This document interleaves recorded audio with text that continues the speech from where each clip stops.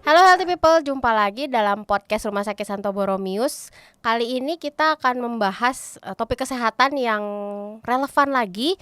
Perkenalkan, nama saya Dr. Yos Yuliana. Saya akan menjadi host podcast pada kali ini.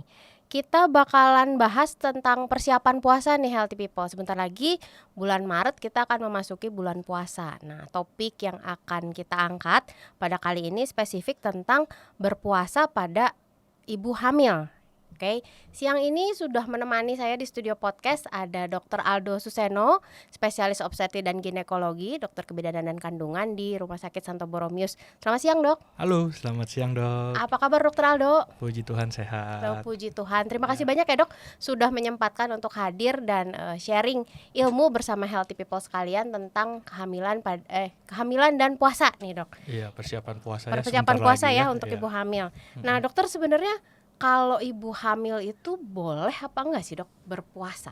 Ya, jadi ini banyak nih pertanyaan yang ditanyakan ke saya nih. Bener. Soalnya sebentar lagi kan udah masuk masa Ramadan, Ramadan ya, betul. untuk persiapan puasa ya.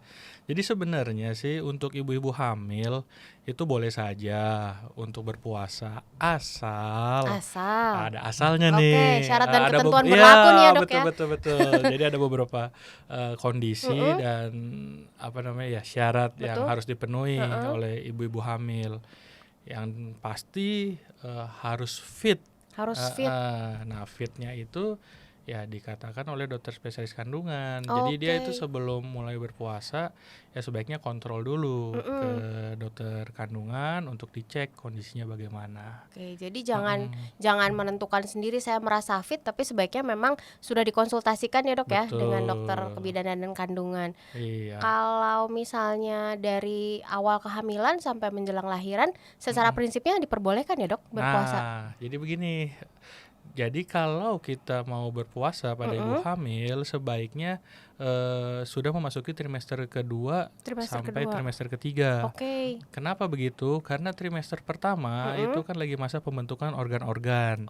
Iya. Secara otomatis pastikan perlu nutrisi yang lebih ya untuk persiapan pembentukan organ-organ pada si calon bayi. Jadi biasanya yang disarankan untuk berpuasa itu yang trimester kedua dan trimester ketiga. Oke, trimester 1 itu dari usia kehamilan berapa minggu sampai berapa minggu nih, Dok? Awal sampai 12 minggu. Itu trimester 1 ya. Jadi 12 jadi sebaiknya minggu ke sih atas. kalau yang mau berpuasa ya di atas 12 minggu. Dan saat awal kehamilan itu juga ibu hamil sering mengalami mual muntah ya, Dok, ya? Betul. Jadi mual muntah pada kehamilan itu di trimester pertama. Nah, itu juga kalau berpuasa kan dengan kondisi mual muntah takutnya malah dehidrasi ya. Jadi begitu. asupan cairannya juga kalau lagi mual muntah mungkin jadi lebih tinggi. Sementara kalau lagi puasa ada pembatasan makan dan minum, takutnya jadi dehidrasi ya, Dokter ya? Betul sekali. Jadi jangan lupa pertama healthy people untuk yang sedang hamil itu jangan lupa kontrol dulu ke dokter untuk menentukan apakah sudah diperbolehkan berpuasa atau enggak ya, Dok ya. Betul. Nah, kalau misalnya lagi hamil gini nih, Dok, misalnya ada healthy people yang lagi hamil dan dari dokternya diperbolehkan puasa. Nih pengaturan makannya sama saja dengan healthy people yang tidak sedang hamil atau ada perbedaannya nih, Dok? Nah, biasanya saya kasih tips and trick nih. Ini nih yang penting. Jadi biasanya sebenarnya sih pola jam makannya aja nih yang sedikit berubah nih, ya kan. Jadi kan biasanya kalau sehari makan 3 kali pagi, siang, malam, ya kan. Tetapi kalau sedang berpuasa sebenarnya dianggap seperti ini. Pagi pas sahur itu sarapan. Pagi pas sahur itu dianggap sarapan, oke. Nanti pas buka ya itu dianggap seperti makan siang nih. Makan siang. Ya, nah nanti mungkin jarak sekitar 2-3 jam sebelum 1 jam sebelum tidur ya sebaiknya nyemil sedikit. Ya itu dianggap seperti makan malam.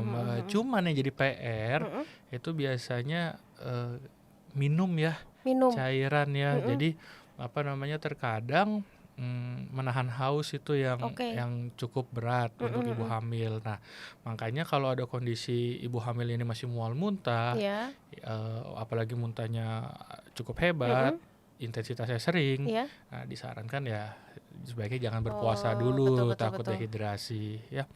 Nah, terus Untuk apa namanya, jenis makanannya, ya kan. Nah, kalau sekarang kan mau bulan Ramadan ini kan pasti banyak kurma ya. Betul.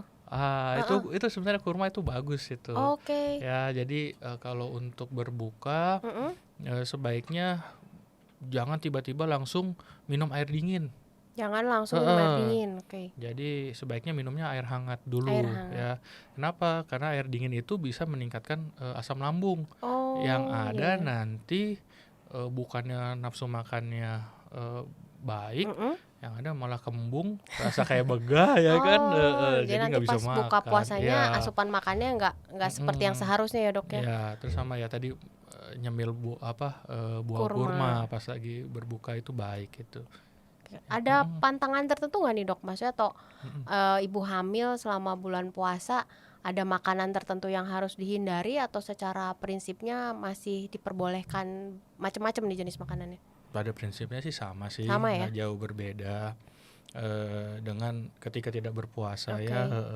Yang penting angka kecukupan kalorinya ya sesuai dengan kebutuhan kalori ibu hamil.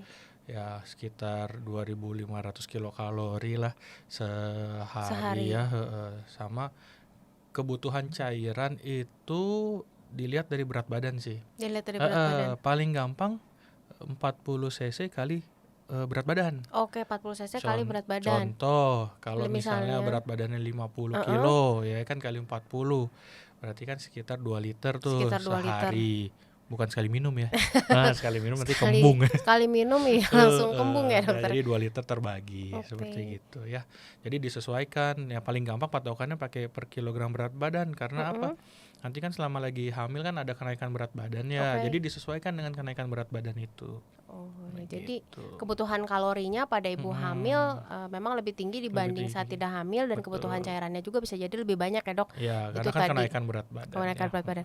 Patokannya kurang lebih 2.500 kilokalori ya, sama untuk cairannya 1 kilogram berat badannya 40 cc ya dok ya. Itu healthy people, jadi bisa gampang nih ya ngitungnya, hitungannya nggak usah repot-repot amat ya dok ya, kurang lebih patokannya seperti itu.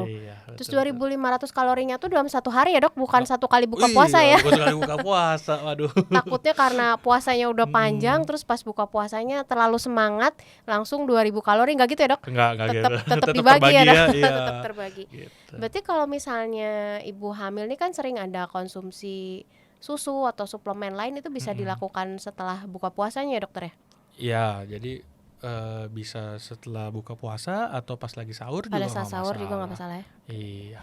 Gitu. Terus dokter, ada nggak sih misalnya tanda bahaya nih kalau misalnya ibu hamil yang berpuasa, tapi ternyata mengalami gejala tertentu atau misalnya bayinya gerakannya jadi jarang, ada nggak sih tanda bahaya pada saat berpuasa tuh apa kira-kira dokter? Oh ya, ini yang juga perlu diperhatikan. Jadi ketika kita berpuasa tetap diperhatikan prinsipnya ya keselamatan ibu sama bayi. Betul. Ya. Jadi kalau misalnya ibu rasa, aduh ini kok kepala saya udah mulai kunang-kunang nih. Ya kalau bahasa gaulnya kapal udah mulai oleng ini. Ya kan? Oleng kapal iya. Nah itu udah jangan dipaksa. Ya mau nggak mau ya harus berbuka. Terus kemudian kalau misalnya nih ketika berpuasa terus karena dengan berpuasa terus terpicu mual muntah.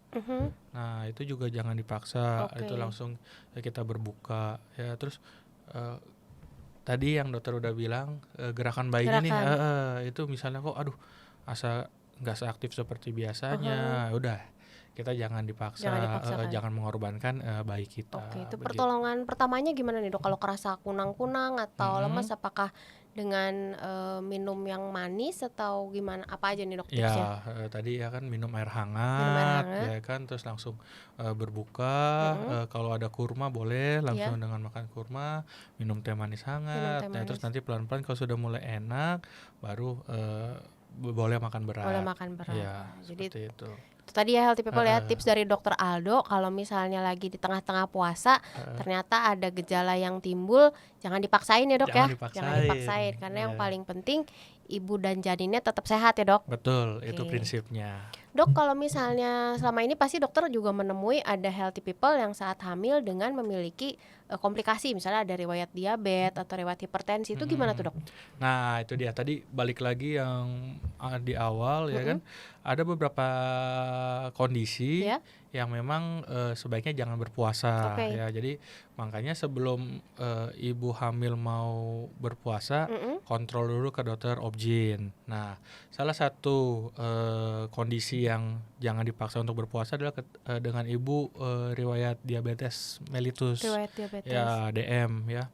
Nah karena apa? Nah kalau misalnya kita berpuasa ya kan, kadar gulanya tiba-tiba ngedrop, ya kan toleransinya kan jelas akan berbeda ya pada wanita yang tidak dengan DM. Nah jadi ya kondisi-kondisi seperti ya ibunya mudah lelah, letih, tanda kutip oleng, nah itu juga itu juga bisa timbul. Nah kalau seperti itu jangan dipaksa untuk berpuasa. Terus untuk ibu hamil dengan hipertensi yang tensinya harus rutin dikonsumsi misalnya sehari 3 kali, ya mau nggak mau ya jangan berpuasa, karena kan emang harus terkontrol ya tensinya. Karena kalau tensi tidak terkontrol dengan tidak minum obat rutin, nah nanti kan bahaya juga. Ya, jadi kalaupun misalnya ada penyakit yang lain, misalnya batuk pilek atau yang lain, dan dari dokter dianjurkan minum obatnya sehari 3 kali, berarti sebaiknya jangan berpuasa dulu ya. Healthy people kembali lagi ke syarat awal ya dok ya. Betul. Kondisi fit sesuai dengan lampu hijau dari dokter kandungannya ya untuk berpuasa. Syarat dan ketentuan berlaku. Oke. Dok nih nyerempet-nyerempet dikit, kalau misalnya ibu menyusui diperbolehkan berpuasa atau kan kebutuhan kalorinya tinggi nih karena sedang menyusui, itu gimana nih dok? Boleh sama ya? Prinsipnya sama kayak ibu hamil sih. Prinsipnya sama pada ibu hamil. Prinsipnya sama kayak ibu hamil, tetap syarat dan ketentuan berlaku.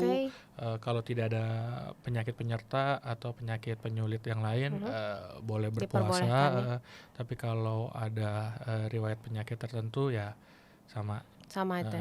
Jangan berpuasa dulu. Dengan kondisi yang sama yang tadi sudah dijelaskan.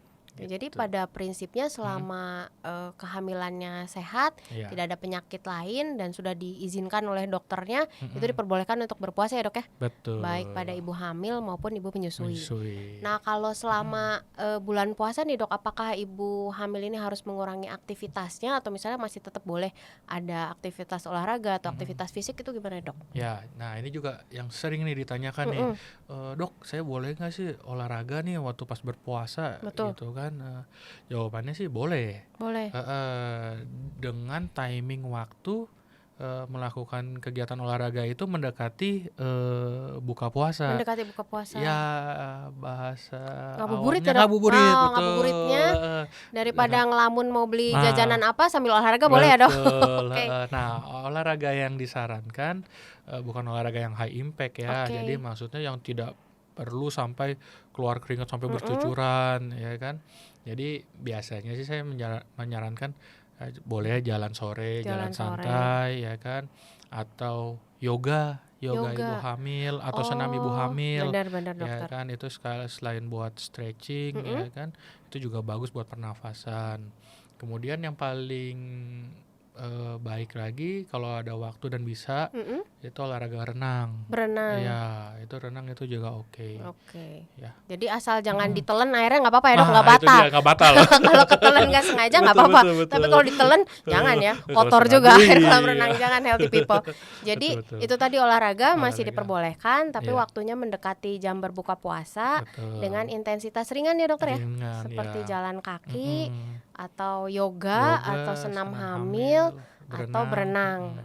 Jadi kalau healthy people tertarik untuk ikut senam hamil dan yoga, ada juga kelasnya nih di Rumah Sakit Santo Boromius dok. Masuk ini.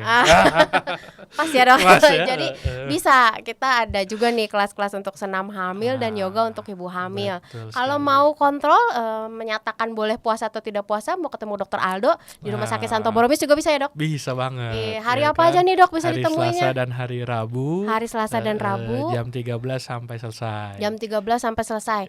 Ada di mana nih dok? Takutnya nyasar, gedungnya ada beberapa soalnya. Dokter ada di kliniknya di mana? Saya ada di Gedung Elizabeth lantai 2 di Poliklinik Opjin. Oke, jadi Dokter Aldo bisa ditemui hari Selasa dan Rabu mulai dari jam 1 siang sampai selesai di Gedung Elizabeth lantai 2 di Klinik Opjin. Nggak akan nyasar ya dok ya? Nggak akan nyasar. Oke, nggak akan nyasar.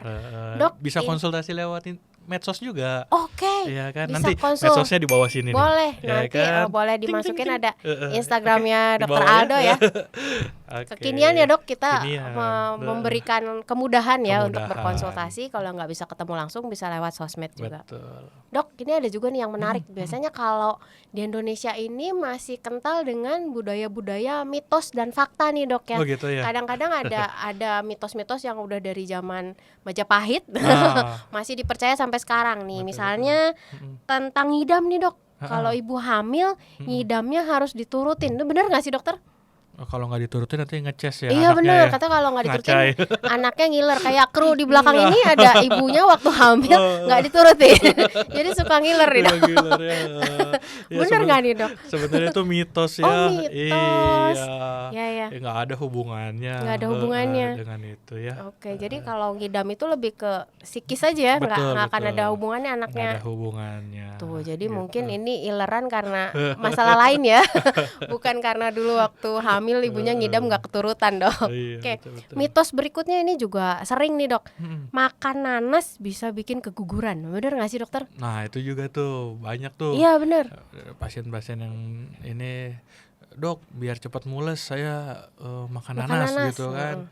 Ya mulesnya bukan mules ingin melahirkan ya, tapi yang mulesnya lain mules yang lain itu ya. Jadi itu mitos. Mitos juga ya dok.